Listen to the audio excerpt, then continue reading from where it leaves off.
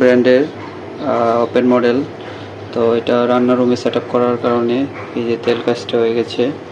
এটা 2019 সালে set up করা হয়েছিল। তো 19-এর পরে এই 2026-এ এই মেশিনটা নামানো হলো। নামানোর পর এই অবস্থা। তো এটার মেমব্রেন মোটামুটি ভালো আছে।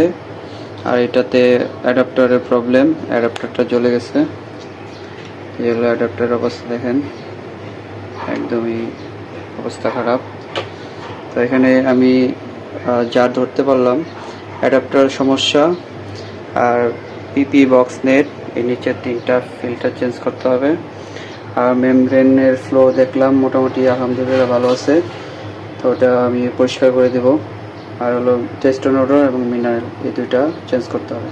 তাহলে আপাতত আমি পাচ্ছি হলো টেস্টোনোডল, test filter, mineral filter, adapter আর হলো বক্স নেট পিপি।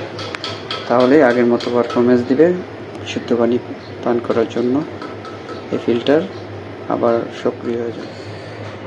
আমি এখন সব পার্ট টু পার্ট খুলে ফেলছি, দেখেন একদম এটা একদম এই মেশিনটাকে আমি একদম নতুন মতো করে ফেলবো।